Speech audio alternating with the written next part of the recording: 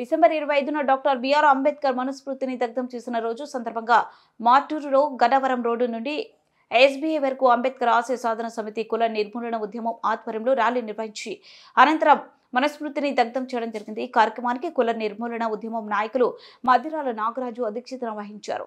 ఈ కార్యక్రమాన్ని ఉద్దేశించి సిపిఐ రెడ్ స్టార్ కేంద్ర కమిటీ సభ్యులు మహమ్మద్ భాష మాట్లాడుతూ మనుస్మృతి రాజ్య శాసనంగా అమలైన వేళ శుద్రులపై మహిళలపై తీవ్రమైన అనుచిత దోపిడీ కొనసాగే।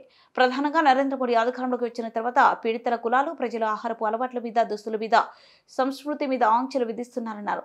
మనుస్మృతిని చాప కింద నీరులా అమలు చేస్తున్న ఆర్ఎస్ఎస్ బీజేపీల కషాయ కార్పొరేటర్ ఫాసిజం విధానాలకు వ్యతిరేకంగా అగ్రవర్ణ బ్రాహ్మణిలో భావజూలానికి వ్యతిరేకంగా పీడిత ప్రజలు ఉద్యమించాలని పిలుపునిచ్చారు। డిసెంబర్ 25వ తేదీన అంటే ఆనాడు భారతదేశానికి స్వాతంత్ర్యం రానటువంటి రోజుల్లో ఈ దేశాన్ని బ్రిటిష్ వాడు పరిపాలన చేస్తున్న కాలంలోనే డాక్టర్ బిఆర్ అంబేద్కర్ ఈ దేశంలో మనుధర్మ శాస్త్రం ఏ రకంగా ప్రజల్ని మనిషిగా బతకటానికి సమానంగా చూడలేనటువంటి సమాజం ఆనాడు ఈ భారతదేశంలో కొనసాగుతూ ఉంది। అటువంటి సమాజాన్ని నాశనం చేయాలని చెప్పి 1927 డిసెంబర్ 25వ తేదీన డాక్టర్ బిఆర్ అంబేద్కర్ మనుస్మృతిని బహిరంగంగా తగలబెట్టినటువంటి రోజు ఈ రోజు। ఎందుకు మనుస్మృతిని అంబేద్కర్ తగలబెట్టాడంటే ఈ దేశంలో చాతుర్ణ వ్యవస్థని మనుస్మృతి సృష్టించిందని, బ్రాహ్మణులు, క్షత్రియులు, వైశ్యులు, అగ్ర కులాలని చెప్పి శూద్రులు, అతి శూద్రులు వారి సేవ చేసుకోవాలనేటటువంటి ఒక హీనమైనటువంటి బానిస సంస్కృతిని సృష్టించింది మనుస్మృతి। అటువంటి మనుస్మృతిని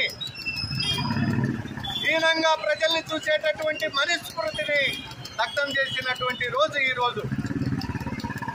ఇవాళ చాలా మంది మాట్లాడుతూ ఉన్నారు, ఇది పాత చింతకాయ పచ్చడి, మనుస్మృతి వాళ్ళు ఎక్కడుంది, ప్రజలంతా సమానంగా ఉన్నారు, అందరూ ఎవరి పనులు వాళ్ళు చేసుకుంటా ఉన్నారు, ఇవాళ మనుధర్మ శాస్త్రం ఎక్కడుందని ప్రశ్నిస్తున్నారు।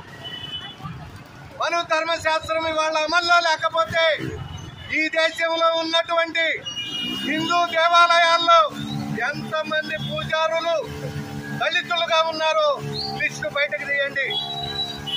అలాగే ఈ భారతదేశానికి 70 సంవత్సరాల కాలం స్వతంత్రం వచ్చుంటే ఒక్క రాష్ట్రానికి కూడా ఇవాళ బహుజనులు కానీ, బీసీలు కానీ, ఎస్సీ ఎస్టీలు కానీ ఒక్క ముఖ్యమంత్రి కూడా లేడు। ఏం జరుగుతుంది భారతదేశంలో, ఏ రకంగా వీళ్ళు పరిపాలన కొనసాగిస్తున్నారు మనం అర్థం చేసుకుంటే, నరేంద్ర మోడీ 3వసారి అధికారంలోకి వచ్చిన తర్వాత ఈ దేశంలో మనుధర్మ శాస్త్రాన్ని ఇండైరెక్ట్ గా ప్రయోగం చేస్తున్నాడు అనేటటువంటి విషయాన్ని మనం అర్థం చేసుకోవాలి। ఎందుకంటే ఈ దేశంలో ఉన్నటువంటి సంపద మొత్తాన్ని అదానీ అంబానీలకి అప్పచెబుతా ఉన్నాడు।